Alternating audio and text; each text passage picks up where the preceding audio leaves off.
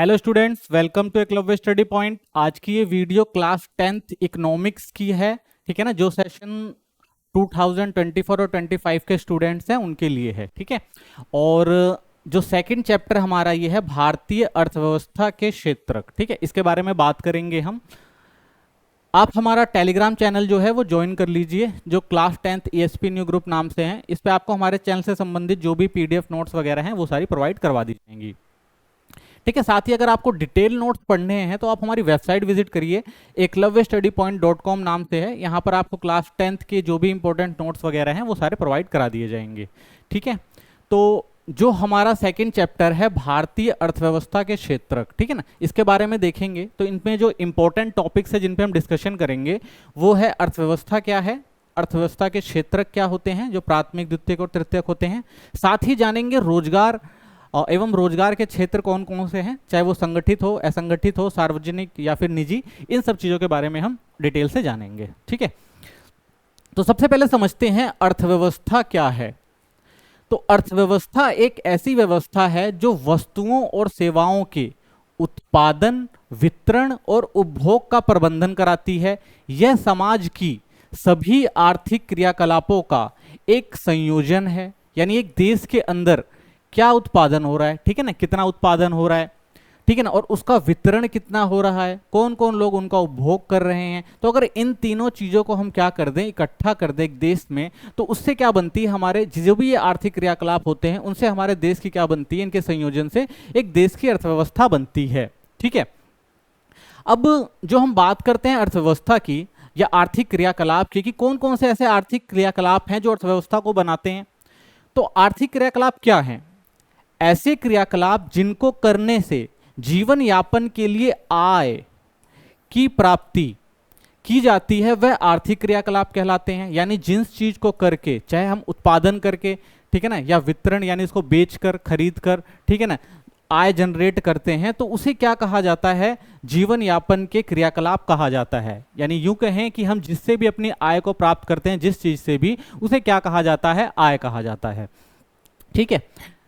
तो आर्थिक क्रियाकलापों के आधार पर भारतीय अर्थव्यवस्था को 3 क्षेत्रों में वर्गीकृत किया जाता है, ठीक है ना। तो जो हमने आर्थिक क्रियाकलाप देखे, यानी जिससे हम आय का सृजन करते हैं, उसके आधार पर अगर हम भारतीय अर्थव्यवस्था को देखें तो इनको 3 क्षेत्रों में हम क्या करते हैं, डिवाइड करते हैं, ठीक है। तो 3 क्षेत्र होते हैं। तो सबसे पहला कौन सा क्षेत्र होता है, हमारा प्राथमिक क्षेत्र आता है, जिसे हम कृषि क्षेत्र भी कहते हैं। तो प्राथमिक क्षेत्र वह क्षेत्रक हैं जिसमें प्राकृतिक संसाधनों का प्रयोग करके वस्तुओं का उत्पादन किया जाता है, ठीक है। यानी हम क्या करते हैं, प्राकृतिक संसाधनों का यूज करके वस्तुओं का उत्पादन करते हैं।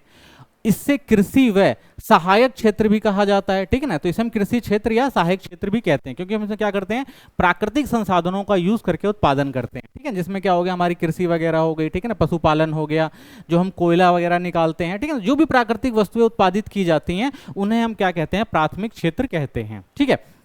तो इसमें देख सकते हैं कृषि हो गई हमारी, ठीक है, पशुपालन हो गया, ठीक है, या माइनिंग वगैरह हो गई, खनन वगैरह हो गया। तो इन सबको हम क्या कहते हैं, प्राथमिक क्षेत्र कहते हैं, ठीक है। अब दूसरा क्षेत्र क्या होता है, द्वितीयक क्षेत्र।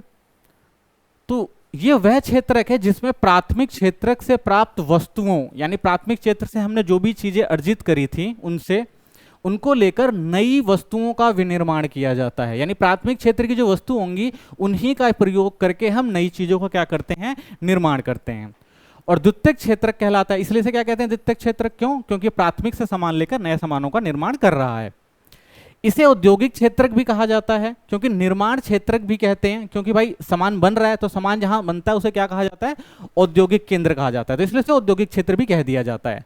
अगर उदाहरण लें, जैसे रुई से धागा बनता है, ठीक है ना, औद्योगिक क्षेत्र कहलाएगा। या गन्ने के रस से चीनी बनाई जाती है, तो ये भी क्या होता है, एक तरह से हमारा विनिर्माण ही तो हो रहा होता है, ठीक है ना, एक औद्योगिक क्षेत्र में हो रहा होता है। तो इसलिए इसे भी क्या कहा जाता है, द्वितीयक क्षेत्र में रखा जाता है, ठीक है। तो देख सकते हैं जैसे हमारा खाना हो गया, ठीक है ना, जूते वगैरह हो गए, कार वगैरह हो गया, ठीक है ना, जो भी वस्तुओं का निर्माण होता है उसे हम किस क्षेत्र में रखते हैं, द्वितीयक क्षेत्र में रखते हैं, ठीक है। तो ठीक है, सामान बनाने वाले जो सामान बनाते हैं तो उसे क्या कहते हैं, द्वितीयक क्षेत्र कहते हैं। जो भी सामान नया बनता है वो द्वितीयक क्षेत्र के अंदर शामिल किया जाता है, ठीक है। आगे देखते हैं तृतीयक क्षेत्र, जो तीसरा क्षेत्र है हमारा। तो तृतीयक क्षेत्र जो होता है वो प्राथमिक व द्वितीयक यानी प्राथमिक क्षेत्र वाले और द्वितीयक क्षेत्र वाले जो होते हैं, जो भी उत्पादक गतिविधियां करते हैं, ठीक है ना, चाहे कृषि क्षेत्र हो गया, चाहे विनिर्माण क्षेत्र हो गया या औद्योगिक क्षेत्र हो गया, तो वो जो भी उत्पादन करते हैं तो उनकी सहायता करते हैं ये तृतीयक क्षेत्र वाले, ठीक है ना। और इन्हें सेवा क्षेत्र भी कहा जाता है, ठीक है। जैसे बैंकिंग हो गया, परिवहन हो गया, ये सारी चीजें जो आती हैं वो तृतीयक क्षेत्र में आती है। यानी पहला और जो दूसरा क्षेत्र होता है उसकी जो सहायता वो कौन करते हैं, वो तृतीयक क्षेत्र या सेवा क्षेत्र वाले करते हैं। कैसे? जैसे एक अनाज का अगर उत्पादन होता है तो उस अनाज को क्या किया जाएगा, उसको बनाया जाएगा औद्योगिक क्षेत्र के अंदर। जब औद्योगिक क्षेत्र उसको बना लेंगे तो परिवहन के द्वारा क्या किया जाएगा, उसे बाजारों तक पहुंचाया जाएगा, ठीक है ना। तो ये तीनों क्षेत्र जो होते हैं एक अर्थव्यवस्था के लिए बहुत ज्यादा महत्वपूर्ण हो जाते हैं, ठीक है। तो तृतीयक क्षेत्र में हम देख सकते हैं ट्रांसपोर्ट वगैरह आ गया हमारा, ठीक है, बैंकिंग, सब्जी, ये जो सेवा दे रहे हैं, एटीएम मशीन, कंप्यूटर, ये सारी चीज़ें जो आ जाती है हमारी, ठीक है। एग्जाम्पल के तौर पे हम देख सकते हैं जो भी हम काम करते हैं कंपनियों में, ठीक है ना, कॉल सेंटर वगैरह हो गया या फिर एक डिलीवरी बॉय हो गया, ये सारी जो चीज़ें आती हैं वो किस में आती हैं, तृतीयक क्षेत्र में आ जाती हैं, ठीक है। अब बात करते हैं तीन क्षेत्रकों की तुलना का आधार। अब बात यह आती है कि किसी भी देश की अर्थव्यवस्था में ये तीन क्षेत्र इंपॉर्टेंट हो जाते हैं, लेकिन इन तीन क्षेत्रकों में कौन से सबसे ज्यादा इंपॉर्टेंट है अभी और बाद में कौन से इंपॉर्टेंट रहेंगे, ये जानना भी जरूरी हो जाता है। तो प्राथमिक, द्वितीयक एवं तृतीयक क्षेत्रकों के विविध उत्पादन कार्यों से वस्तुओं और सेवाओं का उत्पादन होता है। तो हमने देख ही लिया कि तीनों क्षेत्र मिलकर क्या करते हैं, वस्तुओं और सेवाओं का उत्पादन करते हैं, ठीक है, और बाजार तक पहुंचाते हैं। इनकी तुलना इस आधार पर कर सकते हैं। अब कैसे पता लगेगा भाई कि इन तीनों क्षेत्रों में कौन से क्षेत्र हैं जो महत्वपूर्ण बनकर उभर रहे हैं, ठीक है। तो अगर देखें तो देख लेंगे भाई किस क्षेत्र के अंदर उत्पादन ज्यादा हो रहा है, यानी कौन सा क्षेत्र है जो ज्यादा काम कर रहा है, उत्पादन कर रहा है, और कितने लोग उसमें काम कर रहे हैं, उस क्षेत्र में अंदर, क्षेत्र में जो काम करने वालों की संख्या क्या है, ठीक है ना, और रोजगार की दृष्टि से कौन सा क्षेत्र जो है सबसे ज्यादा बड़ा हो रहा है। तो इन सब के आधार पर हम कह सकते हैं कि एक देश के अंदर जो तीनों क्षेत्र हैं वो किस तरह से आगे बढ़ रहे हैं, ठीक है। तो अगर हम तुलना करके देखें, ठीक है ना, अगर हम प्राथमिक, द्वितीयक और तृतीयक क्षेत्र की तुलना करें, ठीक है ना, सकल घरेलू जो उत्पाद होता है हमारा, यानी एक देश के अंदर जो भी उत्पादन होता है, ठीक है, जब हम उसकी तुलना करते हैं तो अगर हम देखें तो 1973-74 और 2013-14 का अगर हम डाटा देखें तो हम क्या देखते हैं कि जो हमारे पहले जो क्षेत्रक थे, यानी पहले अगर हम देखें तो पहले में ये देखने को मिलता है हमारा कृषि क्षेत्र देख रहे हैं कि जो अगर हम बात कर रहे हैं पैसे, यानी कि कौन सबसे ज़्यादा आय करके दे रहा था, यानी कौन सा क्षेत्र में जो थी वो आय ज़्यादा थी, क्योंकि आज़ादी के बाद हमें बहुत सारी समस्याओं का सामना करना पड़ा था। तो उस समय क्या था कि हमारी स्थिति भी जो काफ़ी, आर्थिक स्थिति काफ़ी खराब थी, ठीक है, लेकिन उसके बावजूद भी अगर हम देखें तो उस टाइम जो था हमारा जो प्राथमिक क्षेत्र था वो ज़्यादा था, और हम देखते हैं कि द्वितीयक क्षेत्र भी हमारा कम था और तृतीयक क्षेत्र भी जो था उतना ज्यादा। यानी अगर हम तुलना करें तब से अब तक, यानी 1973 से 74 के बीच और 2013 और 14 के आसपास, यानी इन दोनों के एक टाइम इंटरवल पे जाएं तो हम क्या देखते हैं कि हमारी जो आय थी वो इन तीनों क्षेत्रों में काफ़ी कम थी, क्योंकि हम काफ़ी, हमारी जो अर्थव्यवस्था थी वो काफ़ी पिछड़ी हुई थी। लेकिन धीरे धीरे हम क्या देखते हैं कि जो हमारी अर्थव्यवस्था है वो क्या होती है, काफ़ी अच्छी हो जाती है, और हमारे तीनों सेक्टर में देखने को मिलते हैं, इन तीनों सेक्टर में काफ़ी वृद्धि देखने को मिलती है। लेकिन क्या इन तीनों सेक्टरों में बराबर वृद्धि देखने को मिलती है हमें? आय के रूप में तो देख रहे हैं हमारा क्या हुआ है, जो हमारे तीनों क्षेत्र जो हैं वो बढ़े हैं। पहले हमारी जो आय 50 जो हमारी 5 लाख के आसपास हुआ करती थी, वो अगर हम आज देखें तो वो काफ़ी बढ़ गई है, ठीक है। लेकिन क्या हर क्षेत्र में जो है इसी स्तर का विकास हुआ है? तो समझते हैं।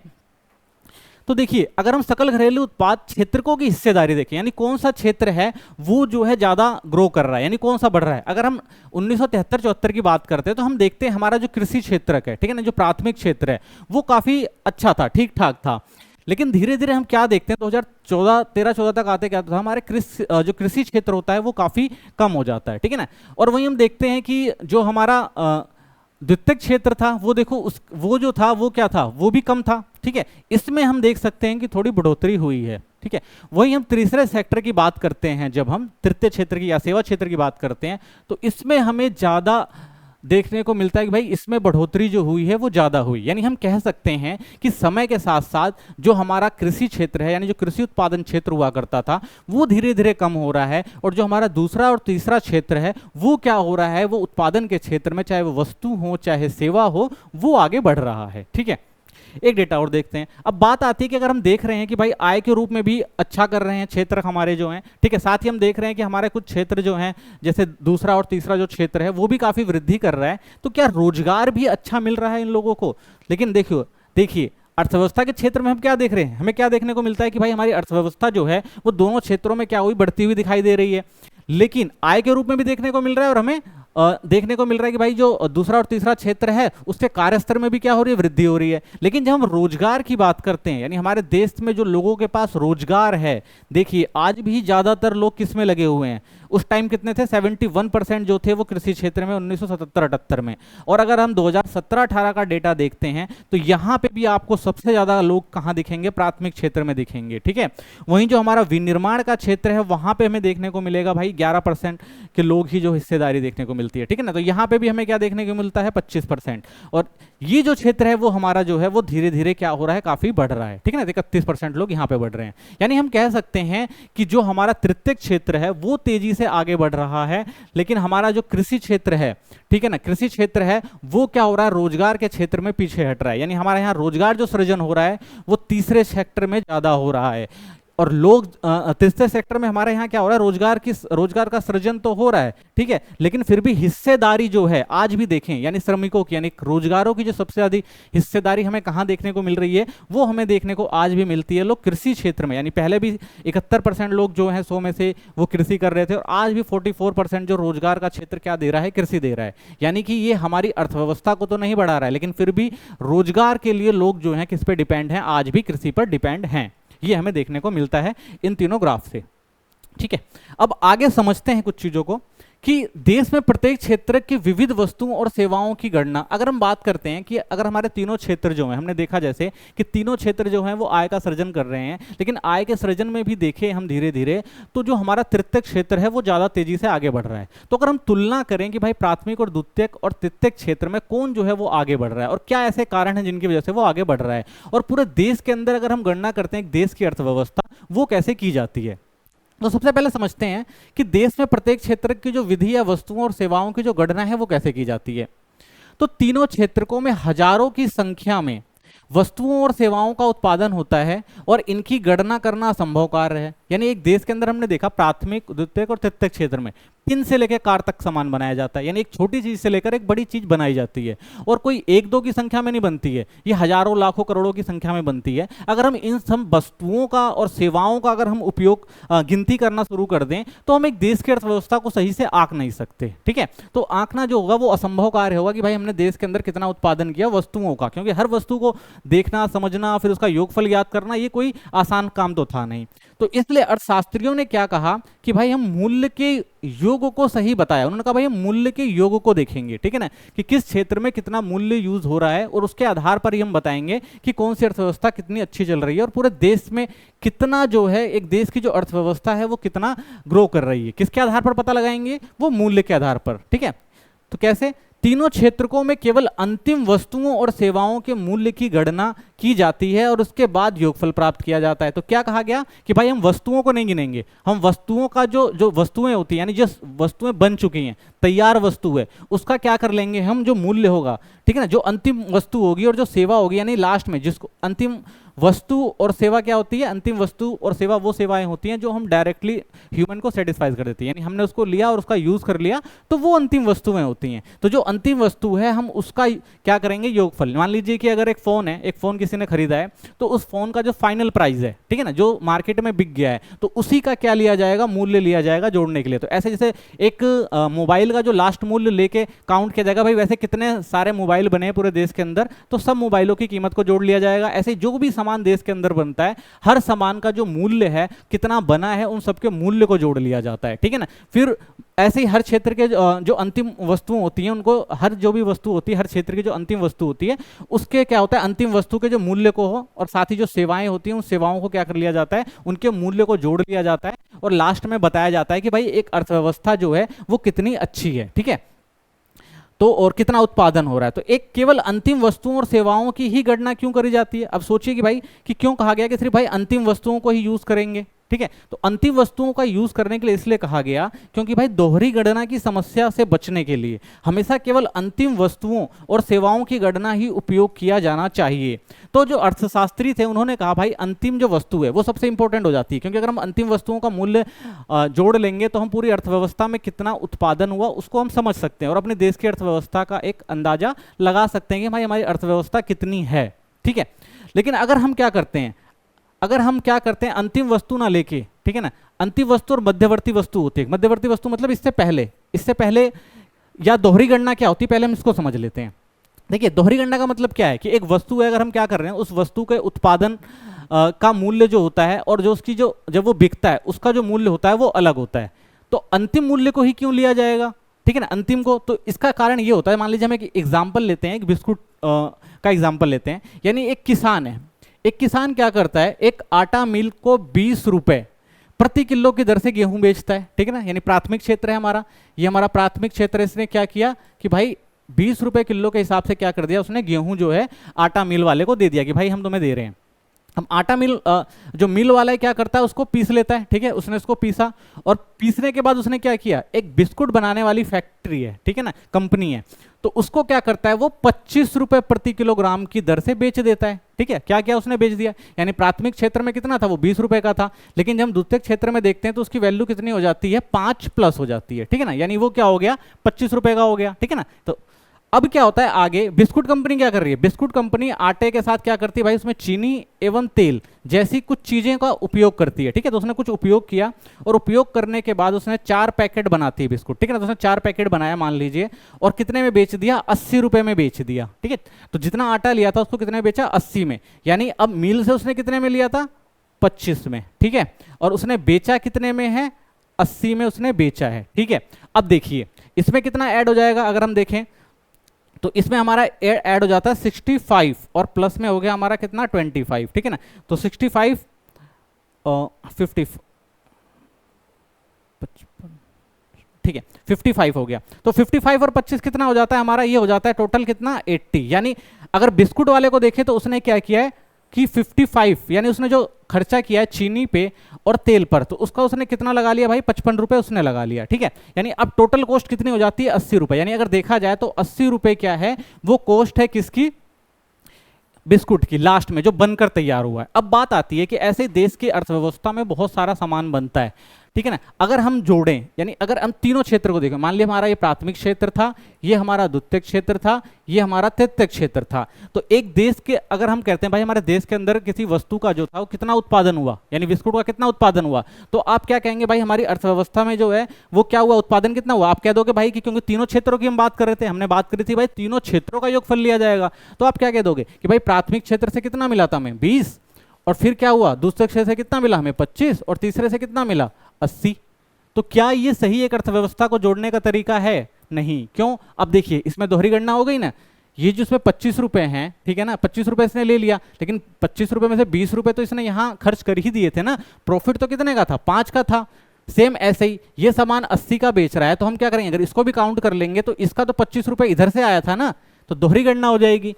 तो इसीलिए इस दोहरी गणना से बचने के लिए हम फाइनल, यानी जो फाइनल 80 रुपए हैं इसको ले लेते हैं। क्यों, क्योंकि इसने क्या करा हुआ है, इस फाइनल ने क्या किया हुआ है, ऊपर के प्राथमिक और द्वितीयक क्षेत्र के जो भी अमाउंट था उसको उसने पहले से क्या कर लिया है, इंक्लूड कर लिया है, ठीक है। तो इसको क्या होता है, इंक्लूड करने के बाद अर्थव्यवस्था को समझना और गणना करना जो होता है वो और ज्यादा आसान हो जाता है। तो इसीलिए एक देश की अर्थव्यवस्था में सीधा क्या किया लिया जाता है, अंतिम वस्तुओं को ही माना जाता है एक अर्थव्यवस्था की गणना के लिए जाना जाता है, ठीक है ना। तो हम क्या करते हैं, यानी जो बिस्कुट का जो अंतिम मूल्य है उसका ही यूज करेंगे, क्यों, ताकि दोहरी गणना ना हो सके, ठीक है ना। तो इसलिए अंतिम जो वस्तु का जो अंतिम मूल्य होता है उसके द्वारा ही अर्थव्यवस्था की गणना की जाती है, ठीक है। अब समझते हैं सकल घरेलू उत्पाद क्या है। यानी हमने ये बात करी कि भाई किसी भी देश की अर्थव्यवस्था को समझने के लिए एक देश के अंदर कितना उत्पादन हुआ, यानी उस देश का सकल घरेलू उत्पाद कितना था, ठीक है। तो सकल घरेलू उत्पाद क्या होता है, जो एक अर्थव्यवस्था को बता रहा है भाई वो अच्छी है या खराब है। तो समझते हैं, किसी विशेष वर्ष में तीनों क्षेत्रकों द्वारा उत्पादित अंतिम वस्तुओं और सेवाओं के मूल्यों का योगफल उस वर्ष में क्षेत्र के कुल उत्पादन की जानकारी प्रदान करता है, ठीक है। तो कैसे निकालेंगे भाई, जीडीपी, एक देश की जीडीपी या अर्थव्यवस्था को कैसे पता लगाएंगे कि भाई वो अच्छी चल रही है, तो सकल घरेलू उत्पाद के द्वारा निकाला जाता है। तो इन तीनों क्षेत्रकों द्वारा, यानी तीनों क्षेत्रों में प्राथमिक, द्वितीयक और तृतीयक क्षेत्र ने जो भी उत्पादन किया, अंतिम वस्तु और सेवाओं का मूल्य, तो जैसे मैंने बताया ना कि क्या करेंगे, जो भी वस्तु बनी है उस वस्तु का जो अंतिम मूल्य है जो बाजार में बिका है उसका क्या करेंगे, योगफल कर लेंगे। हर एक वस्तु का जो देश के अंदर बनी है और हर एक सेवा जो दी गई है देश के अंदर, उन सबके अंतिम मूल्यों का योगफल निकाल लेंगे, ठीक है ना। और कुल उत्पादन की जानकारी प्रदान हो जाएगी इससे। तो इससे हमें पता लग जाएगा कि हमारे देश की जो अर्थव्यवस्था यानी हमारे देश के अंदर कितना जो है उत्पादन हो रहा है। तो इससे किसी देश की सकल घरेलू उत्पाद कहते हैं जो किसी भी देश की अर्थव्यवस्था की विशालता को प्रदर्शित करता है, और भारत में यह कार्य केंद्र सरकार के मंत्रालय द्वारा किया जाता है, ठीक है ना। तो एक देश की अर्थव्यवस्था कितनी विशाल है वो क्या बताती है, उसकी जीडीपी, यानी एक देश के अंदर जो लोग जितना उत्पादन कर रहे होंगे, ठीक है ना, उतना ज्यादा क्या मिलेगा उन्हें, उतना ज्यादा लाभ मिलेगा। तो इसलिए उस देश की अर्थव्यवस्था क्या होगी, उतनी ज्यादा अच्छी होगी। तो इसी से पता लगाया जाता है कि भाई एक देश की अर्थव्यवस्था जो है उसकी अर्थव्यवस्था जो है वो जीडीपी से ही नापी जाती है। तो इसलिए किसी देश के अंदर किसी भी देश का सकल घरेलू उत्पाद है वो अच्छा होना चाहिए, ताकि उसकी जो देश की जो अर्थव्यवस्था है वो क्या हो सके, विकसित हो सके, ठीक है ना। आगे समझते हैं क्षेत्रकों में ऐतिहासिक परिवर्तन, ठीक है ना। तो हमने देखा भाई कि हमारे यहाँ जो प्राथमिक, द्वितीयक और तृतीयक क्षेत्र है, ठीक है ना, वो काफी समृद्ध कहें तो तृतीयक क्षेत्र ज्यादा हुआ है, लेकिन प्राथमिक और द्वितीयक क्षेत्र भी जो शुरुआत से काफी अच्छे रहे थे, लेकिन धीरे धीरे क्या हुआ, उनमें बदलाव आया, ठीक है ना। बदलाव क्यों होता है, बदलाव मांग के हिसाब से आता है, ठीक है। तो ऐसे अगर हम क्षेत्रकों के ऐतिहासिक परिवर्तन देखें, आखिर कौन से कारण थे जिन्होंने इनको परिवर्तन किया, क्यों लोग प्राथमिक से द्वितीयक और द्वितीयक से तीसरे क्षेत्र की तरफ जो है वो अग्रसर हुए हैं।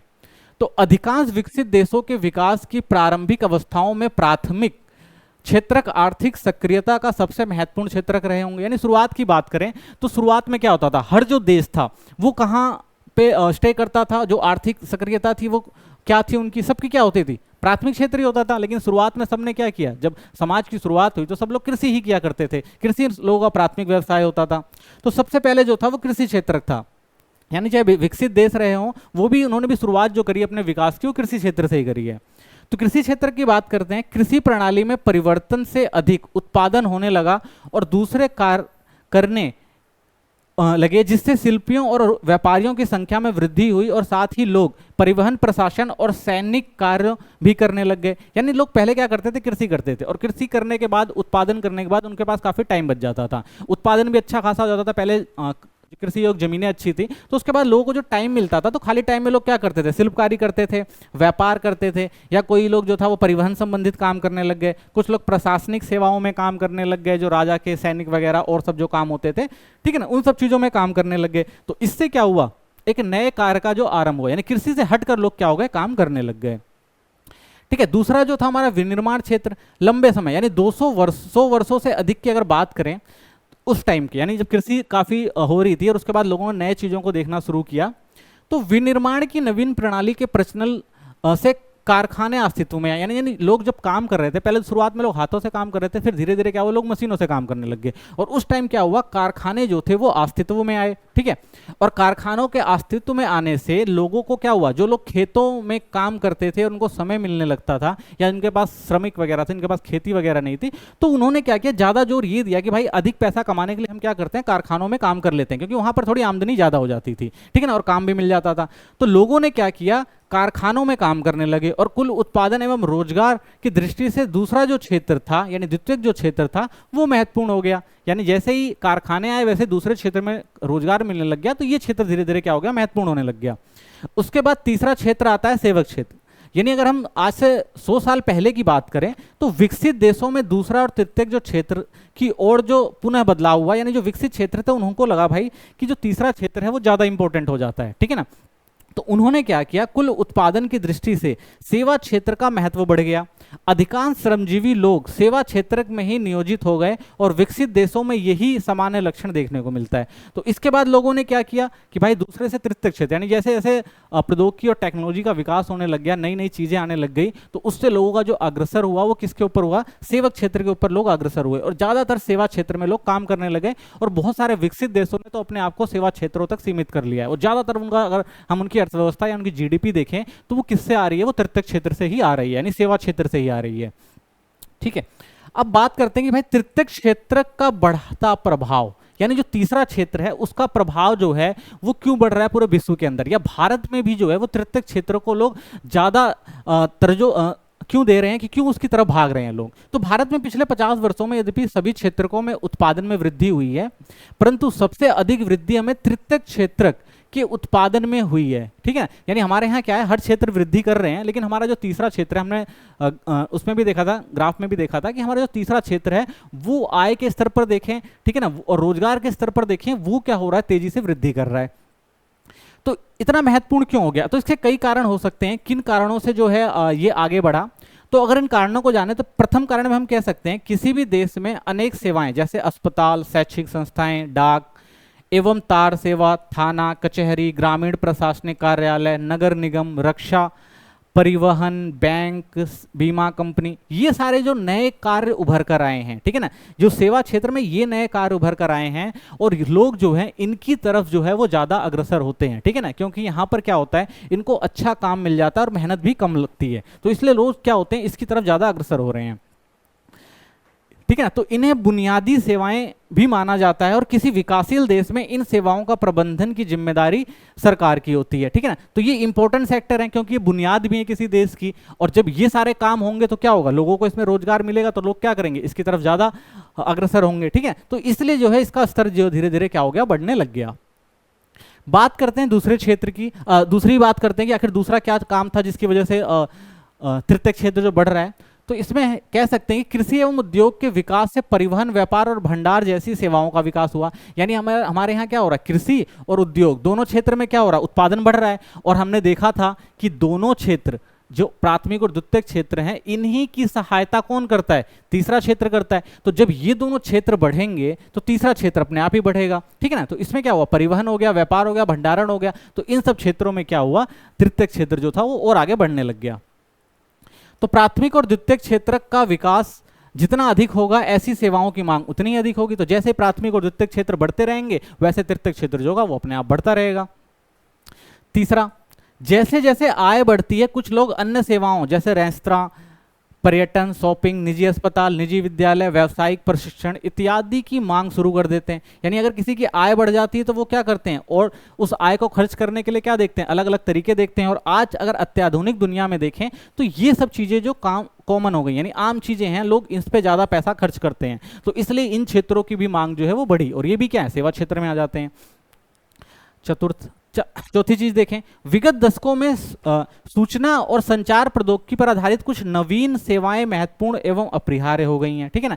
तो जब से सूचना और प्रौद्योगिकी का, टेक्नोलॉजी का विकास हुआ है, ठीक है ना, ऑनलाइन चीजें हुई हैं, तो उससे भी क्या हुआ है, इन सब चीजों को काफी फायदा हुआ है तीसरे क्षेत्र को, और लोग इसमें भी क्या हुए हैं, काफी बड़ी मात्रा में लोगों को रोजगार मिल रहा है। तो इस वजह से भी तृतीयक क्षेत्र है जो आगे बढ़ रहा है, ठीक है। अब बात करते हैं कि हमारे देश के अंदर जो ये तीनों क्षेत्र हैं, इन तीनों क्षेत्रों में क्या सबको बराबर रोजगार मिल रहा है? क्या किसी भी देश की अर्थव्यवस्था जो होती है वो वहाँ के लोगों को इतना काम दे देती है, तीनों क्षेत्रों में इतना काम मिल जाता है कि लोग आसानी से अपना जीवन यापन कर लेते हैं, अपना विकास कर लेते हैं? नहीं, ऐसा नहीं है, ठीक है ना। हमने पहले भी वाले चैप्टर में भी देखा था कि देश के अंदर जो है बहुत सारी बेरोजगारी देखने को मिलती है, ठीक है। बेरोजगारी किन कारणों से होती है? बेरोजगारी का कारण मेन होता है कि लोगों को जो होता है वो काम नहीं मिल रहे होते हैं, ठीक है। तो सबसे पहले समझते हैं ये चीज होती क्या है। तो बेरोजगारी वह स्थिति है जब लोग काम करने की इच्छा और क्षमता रखते हैं, ठीक है ना। तो बेरोजगारी किसे कहा जाएगा? काम करने की इच्छा भी है किसी की और उसके पास क्षमता भी है, लेकिन उनके पास काम पाने का कोई अवसर ही नहीं होता, ठीक है, लेकिन उनके पास काम ही नहीं है। यह अर्थव्यवस्था के तीनों क्षेत्रों में देखने को मिलता है, ठीक है ना। तो काम कौन दे रहे थे? हमने देखा था उत्पादन और सेवाएं जो होती हैं वो तीनों क्षेत्रों में मिलती हैं। तो उत्पादन अगर होगा ही नहीं, अगर इन तीन क्षेत्रों में काम ही नहीं होगा, ठीक है ना, तो लोगों को रोजगार कैसे मिलेगा? तो ये भी एक बड़ी समस्या है। तो ये तीनों क्षेत्रों में देखने को मिलती है, ठीक है। कैसे? जैसे कृषि में देखते हैं, कृषि में आवश्यकता से अधिक लोग लगे हुए हैं। यदि आप कुछ लोगों को कृषि के क्षेत्र से हटा भी देते हैं तब भी उत्पादन प्रभावित नहीं होगा, जहां लोग प्रत्यक्ष रूप से काम कर रहे हैं, लेकिन सभी अपनी क्षमता से कम काम करते हैं। इसे अल्प या प्रच्छन्न बेरोजगारी भी कहा जाता है। यानी अगर हम एक गांव की अर्थव्यवस्था में देखें जहां उत्पादन का जो क्षेत्र होता है वो कृषि क्षेत्र होता है, ठीक है ना। एक कृषि में क्या होता है कि भाई पूरा परिवार जो होता है क्यों लगा होता है उसके अंदर, और पूरा परिवार क्यों लगा होता है? इसलिए क्योंकि अगर मान लीजिए भूमि का टुकड़ा है, उस पर 2 लोगों के लिए काम करने के लिए प्राप्त सुविधाएं, ठीक है ना। तो 2 लोग आराम से उसमें काम कर सकते हैं और उत्पादन कर सकते हैं।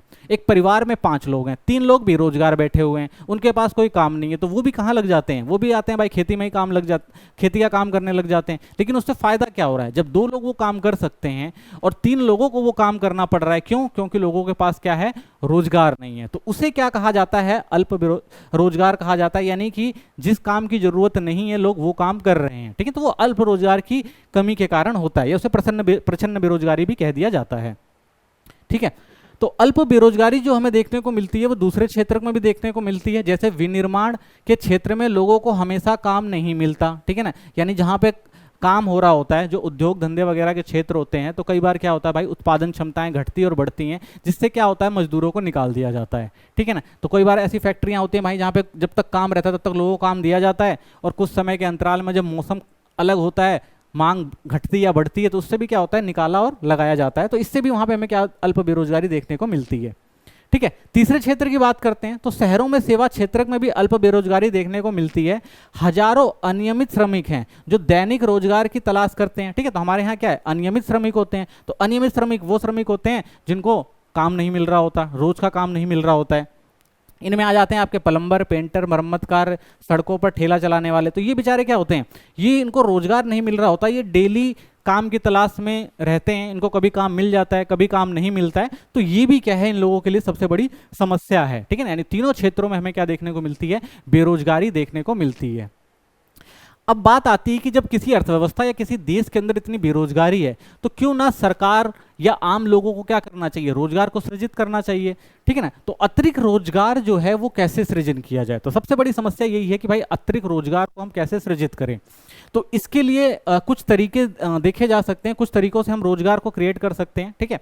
जैसे सरकार क्या करे, कुछ मुद्रा व्यय कर सकती है या बैंक ऋण प्रदान कर सकती है, यानी गवर्नमेंट कुछ ऐसे काम निकाले जिससे लोगों को बेरोजगार हैं उनको काम मिले, या बैंक क्या करे भाई, ऋण प्रदान करे लोगों को, जिससे वो अपने उद्योग धंधे या कृषि क्षेत्र में क्या हो और ज़्यादा पैसा लगाएं, जिससे लोगों को क्या मिले, रोजगार मिले, ये कर सकते हैं, ठीक है ना। किसानों को क्या करें, सस्ते कृषि साख प्रदान कर दें, तो किसान क्या करेंगे भाई, किसान खेती करवाएंगे, उस खेती में क्या होगा, ट्रैक्टर वाले को जो खेत उनके जोत रहा होगा उनको पैसे मिल जाएंगे, ठीक है ना, जो सिंचाई करवाएगा मजदूर होंगे उनको पैसे मिल जाएंगे, ठीक है। तो और उसके बाद जब कृषि हो जाएगी, जो भंडारण है उससे हो जाएगा, जो सामान को लेके जाएंगे उससे पैसा मिल जाएगा। यानी कृषि क्षेत्र भी क्या कर सकता है, बहुत सारे रोजगार उत्पन्न कर सकता है, अगर इनको भी सस्ते ऋण मिल जाए और वो भी उस पर काम करने लगे। तो अर्ध ग्रामीण क्षेत्रों में उन उद्योगों और सेवाओं की पहचान करना और उन्हें बढ़ावा देना जहां बहुत अधिक लोग नियोजित किए जा सकें, ठीक है ना। यानी ऐसे क्षेत्र जहां पर हमें लगता है कि भाई यहाँ पर कुछ औद्योगिक चीजें हो सकती हैं, सामान बन सकता है, वहाँ पे कंडीशन अच्छी है, तो सरकार क्या कर सकती है या आम लोग क्या कर सकते हैं, वहाँ पर उन कामों को शुरू कर सकते हैं, क्योंकि एक बंदा काम करेगा वो 4 लोगों को रोजगार दे सकता है। सड़कों, पुलों और रेलवों और अन्य बुनियादी ढांचों के निर्माण से संबंधित परियोजनाओं को शुरू करके, ठीक है ना। अगर गवर्नमेंट क्या करे, ये काम सड़क, पुल, रेलवे और ये सब बुनियादी ढांचे बनाने के लिए अगर काम करना शुरू कर दे, तो यहाँ पे भी बहुत सारे लोगों को क्या है, रोजगार दिया जा सकता है, ठीक है। आगे देखते हैं, तो नीति आयोग द्वारा दिए गए एक अध्ययन के अनुसार, यानी हमारे यहाँ जो है ये योजना बनाता है कि भाई कि देश के अंदर जो हमारी अर्थव्यवस्था है वो कैसे चल रही है, क्या बदलाव होने चाहिए और कौन सी नई चीज़ें शुरू करनी चाहिए। तो उसके लिए एक नीति आयोग बनाया गया है जो थिंक टैंक के रूप में काम करता है हमारे देश में, ठीक है ना, कि क्या होना चाहिए, क्या योजना बननी चाहिए।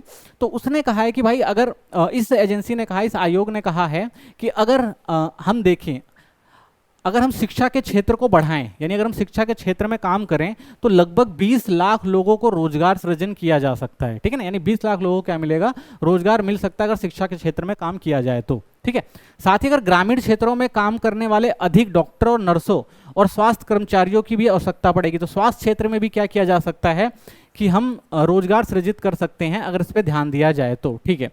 साथ ही योजना आयोग के अध्यक्ष के अनुसार यदि पर्यटन क्षेत्र में सुधार होता है तो हम प्रति वर्ष 35 लाख लोगों से अधिक लोगों को अतिरिक्त रोजगार प्रदान कर सकते हैं, ठीक है ना। तो हमारा जो पर्यटन क्षेत्र है वो भी काफ़ी अच्छा है। हमारे देश के अंदर बहुत विविधतापूर्ण इलाके ऐसे हैं, बहुत सारे ऐसे सांस्कृतिक क्षेत्र हैं या पर्यटन के क्षेत्र जहाँ पे लोग आना जाना पसंद करते हैं, और उनको अच्छे से विकसित किया जाए, ठीक है ना, अच्छे से उनकी देखरेख किया जाए और बहुत सारे टूरिस्ट स्पॉट बना दिए जाएँ, तो पर्यटन से भी हम लोग हर साल क्या है 35 लाख से अधिक लोगों को रोजगार क्या कर सकते हैं, दे सकते हैं, ठीक है ना। तो ये कुछ तरीके हैं जिनसे रोजगार सृजित किया जा सकता है, ठीक है। और ऐसी गवर्नमेंट ने एक और स्कीम निकाली थी, ठीक है, जिसे कहा जाता है महात्मा गांधी राष्ट्रीय ग्रामीण रोजगार गारंटी अधिनियम, ठीक है। तो इसे हम मनरेगा भी कह देते हैं कभी कभी, ठीक है ना।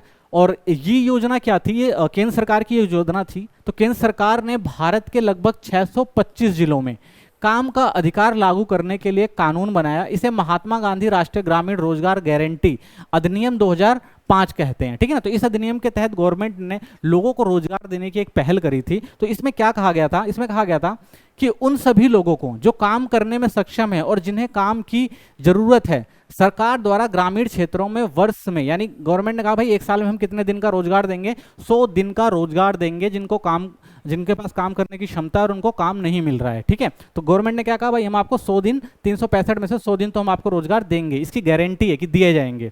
अगर सरकार ना दे पाए तो, और यदि सरकार रोजगार उपलब्ध कराने में असफल रहती है तो वह लोगों को क्या देगी, बेरोजगारी भत्ता देगी। यानी अगर काम नहीं मिला तो वो 100 दिन के पैसे गवर्नमेंट देगी, चाहे काम हो उनके पास चाहे ना हो, ठीक है ना। तो इस अधिनियम के अंतर्गत उस तरह के कामों को वरीयता दी जाती है जो भविष्य में भूमि के उत्पादन से बढ़ाने में मदद मिलती है। तो जो भी ग्रामीण क्षेत्र में जो भी काम होते हैं, सड़कें बनाना हो गया, कृषि क्षेत्र को बढ़ाना हो गया, तो ये सारा काम जो है ऐसे गवर्नमेंट केंद्र सरकार के जो परियोजनाओं के द्वारा कराया जाता है लोगों से, ठीक है ना। तो ये एक अच्छा मूव है, एक अच्छा कदम है जिससे लोगों को कम से कम रोजगार तो मिल रहा है, 100 दिन का रोजगार तो मिल रहा है। तो ये भी एक बड़ी बात होता है। ऐसी बहुत सारी और परियोजनाएं बना के लोगों को रोजगार दिया जा सकता है, ठीक है।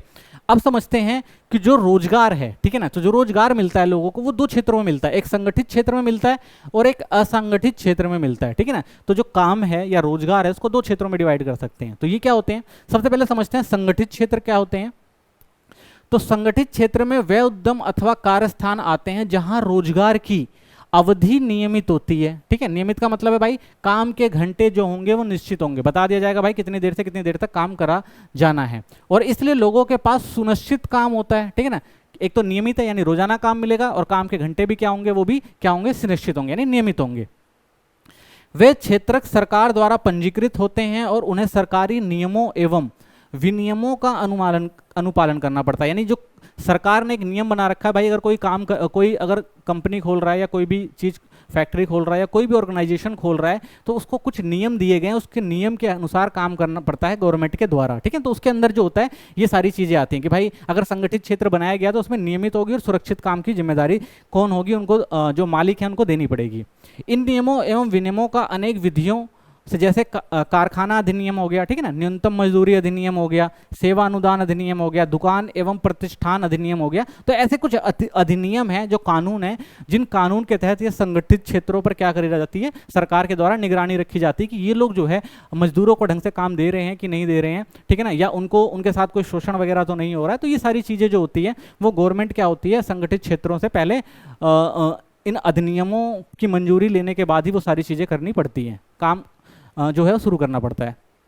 दूसरा देखते हैं संगठित क्षेत्रों में सुविधाएं क्या मिलेंगी, ठीक है ना। अगर आप संगठित क्षेत्र में काम करें तो सुविधाएं क्या मिलेंगी, सवेतन छुट्टी मिलेगी, अवकाश काल में भुगतान होगा, भविष्य निधि यानी भविष्य के जो चीजें होंगी उसके लिए अनुदान मिल जाता है, सेवा अनुदान मिल जाता है, ठीक है ना। चिकित्सक लाभ दे दिया जाता है, भाई अगर कोई बीमार पड़ता है तो उसको क्या होगा, उस खर्चे पे यानी उसका खर्चा जो होगा वो संगठन उठाएगा, ठीक है ना। कारखाना मालिक को पेयजल की और सुरक्षित कार्य और पर्यावरण को ध्यान में रख के लोगों से काम करवाना होगा, ठीक है ना। साथ ही सेवानिवृत्ति यानी क्या होगा, जब वो काम छोड़ेगा तो उसको क्या मिलेगी, पेंशन भी दी जाएगी लास्ट में, ठीक है। तो ये जो होते हैं फायदे किनको मिलते हैं, ये सारे फायदे मिलते हैं जो संगठित क्षेत्र में काम कर रहे होते हैं, ठीक है। दूसरा क्षेत्र देखते हैं असंगठित क्षेत्र। ये जो क्षेत्र होता है ये सरकारी नियंत्रण से बाहर होते हैं, ठीक है ना। कह सकते हैं कि भाई ये सरकार इस पे नियंत्रण नहीं रख सकती, चाह के भी नियंत्रण नहीं रख सकती। हाँ, इस क्षेत्र के लिए नियम और कायदे बनाए गए हैं सेम वैसे ही, लेकिन इनका अनुपालन नहीं हो पाता क्योंकि नजर नहीं रखी जा सकती इन पर, इसलिए अनुपालन भी नहीं होता। इसमें कम वेतन मिलता है, रोजगार है और प्राय नियमित नहीं है। रोजगार यहाँ पे भी मिल जाता है लेकिन वो नियमित नहीं होता कि भाई रोज मिलेगा कि नहीं। यहाँ अतिरिक्त समय में काम करना पड़ता है कि भाई अतिरिक्त समय है तो वहाँ पे भी काम करना पड़ेगा, उसके पैसे मिले चाहे ना मिले। सवेतन छुट्टी नहीं मिलेगी, अगर आपने छुट्टी कर ली तो उसका पैसा नहीं मिलेगा। अवकाश नहीं मिलता, बीमारी के कारण छुट्टी नहीं मिलती, अगर छुट्टी कर ली गई तो पैसा नहीं मिलेगा। तो ये सारे प्रावधान जो हमें नहीं देखने को मिलते हैं। रोजगार सुरक्षित नहीं होता है, ठीक है ना। रोजगार सुरक्षित क्यों नहीं होगा, क्योंकि भाई डेली बेसिस का काम होता है ज्यादातर इस क्षेत्र में। श्रमिकों को बिना किसी कारण काम से हटाया जा सकता है, कह देंगे भाई कि हमारे यहाँ काम नहीं चल रहा है इसलिए हटा देंगे श्रमिकों को। मौसमों में जब काम होता है तो कुछ लोगों को काम से छुट्टी भी दे दी जाती है, भाई जब काम होगा तो काम कराया जाएगा, जब नहीं होगा तो छुट्टी दे दी जाएगी, ठीक है ना। तो इसका कोई नियम तो होता नहीं कि भाई आपको परमानेंट रखना पड़ेगा। आगे तो असंगठित क्षेत्र के श्रमिकों का संरक्षण। तो इसलिए क्या होता है, जो असंगठित क्षेत्र हैं उनको उनकी बुनियादी चीज़ें जो एक गवर्नमेंट ने कानून बनाया है वो सब चीज़ें नहीं मिल पा रही है, तो उनको संरक्षण देना जरूरी है। तो गवर्नमेंट का फर्ज बनता है तो उनको कुछ संरक्षण दिया जाए। तो कैसे दिया जा सकता है? तो बेरोजगारी के चलते लोग असंगठित क्षेत्रों में काम करने के लिए विवश हुए हैं, जहां बहुत कम वेतन मिलता है और कार्य भी जो होते हैं वो नियमित नहीं मिलते। तो ग्रामीण क्षेत्रों में असंगठित क्षेत्र मुख्यतः भूमिहीन कृषि श्रमिकों की होती है, जिनके पास जमीनें नहीं है। वो क्या किस पे काम कर रहे होते हैं? वो लोग काम कहाँ कर रहे होते हैं? वो लोग काम कर रहे होते हैं लोगों की जमीनों पे। छोटे और सीमांत किसानों, फसल बटाईदार और कारीगर जैसे बुनकर हो गए, लुहार, बढ़ई, सुनार, ठीक है, ये सब लोग होते हैं। और इन लोगों को भी क्या होता है? नियमित काम नहीं मिलता। शहरी क्षेत्रों में भी असंगठित क्षेत्र मुख्यतः लघु उद्योगों के श्रमिक, निर्माण, व्यापार एवं परिवहन में कार्यरत आकस्मिक श्रमिकों और सड़कों पर विक्रेता का काम करने वाले आ जाते हैं, ठीक है ना। सिर पर बोझा ढोने वाले श्रमिक हो गए, वस्त्र निर्माण करने वाले और कबाड़ उठाने वाले से हो गए, ठीक है। तो ये लोग भी क्या होते हैं? ये सारे भी जो हैं बेचारे, इनको भी संरक्षण देना जरूरी है, इनके भी कुछ नियम कायदे बनने चाहिए, इनको भी काम मुहैया करवाया जाना चाहिए, ठीक है। यह भी पाते हैं कि बहुसंख्यक श्रमिक अनुसूचित जाति, जनजाति और पिछड़ी जातियों से आते हैं। और सबसे बड़ी समस्या ये है कि वो लोग, ठीक है ना, असंगठित क्षेत्र में काम करने के लिए बाध्य होते हैं, जिनका हमेशा से शोषण होता आया है, जो पढ़े लिखे लोग नहीं है, ठीक है ना, उनको समझ नहीं है, तो वो क्या करते हैं? इन छोटे मोटे कामों में लग जाते हैं, ठीक है ना। और इस असंगठित क्षेत्र में लोगों को रोजगार जो होता है वो नियमित नहीं मिलता, इसलिए ये लोग परेशान रहते हैं। तो गवर्नमेंट को कुछ कदम उठाना चाहिए, इनको संरक्षण देना चाहिए, ताकि इनको भी इनके जो वाजिब हक हैं वो सब मिल सकें, ठीक है। आगे देखते हैं। अब बात आती है कि हमने बात करी कि जो काम होते हैं वो क्षेत्र देख लिए, संगठित और असंगठित क्षेत्र हो गए। अब संगठित और असंगठित क्षेत्र जो होते हैं, या जो भी क्षेत्र होते हैं जहाँ पे लोगों को रोजगार मिलता है, वो किसके कंट्रोल में होते हैं? कौन ऐसे क्षेत्र होते हैं जो इन सब चीज़ों कामों को करते हैं? तो क्षेत्रों की बात करें तो हम दो क्षेत्रों की बात करेंगे। एक जो क्षेत्र होता है वो सार्वजनिक क्षेत्र होता है, ठीक है ना। सार्वजनिक क्षेत्र कौन सा होता है? जहाँ पे लोगों को रोजगार मिलता है। तो सार्वजनिक क्षेत्र में अधिकांशतः परिसंपत्तियों पर सरकार का स्वामित्व होता है, ठीक है ना। तो अगर हम बात करते हैं सार्वजनिक क्षेत्र की, यानी स्वामित्व के आधार पर मालिक कौन है, तो मालिकों की बात आती है तो कुछ ऐसे क्षेत्र का जहां पे लोगों को रोजगार मिल रहा होता है, वो डायरेक्ट किसके कंट्रोल में होते हैं? वो डायरेक्ट गवर्नमेंट के कंट्रोल में होते हैं, ठीक है। तो सरकार ही सभी सेवाएं उपलब्ध कराती है, तो इसमें गवर्नमेंट क्या करेगी? सारी सेवाएं उपलब्ध कराएगी। इसमें हम देख सकते हैं रेलवे हो गया, डाकघर हो गया, तो ये डायरेक्ट किसके कंट्रोल में होता है? ये गवर्नमेंट के कंट्रोल में होता है। सारा इसका जो भी चीजें होती है गवर्नमेंट देखती है। तो सार्वजनिक क्षेत्र का ध्येय केवल लाभ कमाना नहीं होता। सबसे बड़ी बात ये होती है कि जो सार्वजनिक क्षेत्र होते हैं वो लाभ के लिए काम नहीं करते, ठीक है ना। वो किसके लिए काम करते हैं? वो लोगों के सामाजिक न्याय के लिए, यानी लोगों की जरूरतों को पूरा करने के लिए। जो उनकी बेसिक जरूरतें हैं उनको पूरा कर दिया जाए। अगर सरकार को कुछ फायदा होता है, कुछ लाभ मिलता है, तो उस लाभ को गवर्नमेंट क्या करती है? किन पे खर्च करती है? वो सामाजिक न्याय पर, यानी लोगों की जो जरूरतें हैं उन पर खर्च करती है, ठीक है। जैसे सड़कों, पुलों, रेलवे, पतनों, बिजली, ठीक है, या सिंचाई के लिए बांध वगैरह का जो निर्माण हो गया, ठीक है। तो ये सब काम जो है वो गवर्नमेंट लोगों की भलाई के लिए करती है, जो भी इनको पैसा मिलता है इनके सार्वजनिक क्षेत्रों से, ठीक है ना। स्वास्थ्य हो गया, शिक्षा हो गया, इन सब चीजों पे गवर्नमेंट क्या करती है? खर्च करती है, ओके। दूसरा आता है हमारा निजी क्षेत्र, जो रोजगार देता है लोगों को। तो निजी क्षेत्र में परिसंपत्तियों पर स्वामित्व और सेवाओं के वितरण की एकल व्यक्ति या कंपनी के हाथों में होती है। तो जो भी परिसंपत्ति या जो भी चीजें, उस पर नियंत्रण डायरेक्ट किसका होता है? एक व्यक्ति का होता है, या फिर किसका होता है? एक कंपनी का होता है। तो इसमें हम देख सकते हैं जैसे Tata iron and steel company हो गई लिमिटेड, टिस्को जिसे कहते हैं, या रिलायंस इंडस्ट्रीज लिमिटेड हो गए। तो ये सारी जो है प्राइवेट कंपनियां, यानी एक प्राइवेट कंट्रोल में होती हैं, ठीक है ना। जैसी कंपनियां निजी स्वामित्व के उदाहरण हैं। तो निजी क्षेत्र की गतिविधियों का ध्येय क्या होता है? तो इनका मेन उद्देश्य क्या है? इनका उद्देश्य होता है लाभ अर्जित करना, ठीक है ना। तो ये कंपनियां जो होती हैं वो लाभ अर्जित करती हैं। जो बड़ी बड़ी कंपनियां होती हैं जो प्राइवेट क्षेत्रों में होती हैं, उनका मेन मकसद होता है कि लोगों को उत्पादन करें और जो भी वस्तु और सेवाएं हैं दें, उसके लिए क्या करें? अधिक से अधिक लाभ कमा सकें। तो इनकी सेवाओं को प्राप्त करने के लिए हमें एकल स्वामियों और कंपनियों को भुगतान करना पड़ता है, ठीक है। तो हम क्या करते हैं? किसको करते हैं? कंपनियों को, या जो एकल व्यक्ति जिसने कंपनी खोल रखी है, जिसका प्रोडक्ट है, उसको हमें क्या करना पड़ता है? भुगतान करना पड़ता है, ठीक है ना। और ये लाभ को क्या करते हैं? लाभ कमाते हैं। इनका मकसद ज़्यादा सामाजिक न्याय नहीं होता, इनका होता है कि भाई अपने को और कैसे स्टेबल किया जाए और कैसे विकसित किया जाए। तो इनका मेन मकसद ये होता है, ठीक है। तो इस तरह से हम देख सकते हैं कि ये दो जो क्षेत्र हैं जो लोगों को रोजगार देते हैं, ठीक है। आगे देखते हैं। तो इसी के साथ हमारा जो ये चैप्टर है वो खत्म होता है। Thank for watching. आप हमारे चैनल को सब्सक्राइब कर दीजिए, लाइक कर दीजिए, और अगर आपके कोई कमेंट है तो कमेंट कर सकते हैं। थैंक यू, धन्यवाद।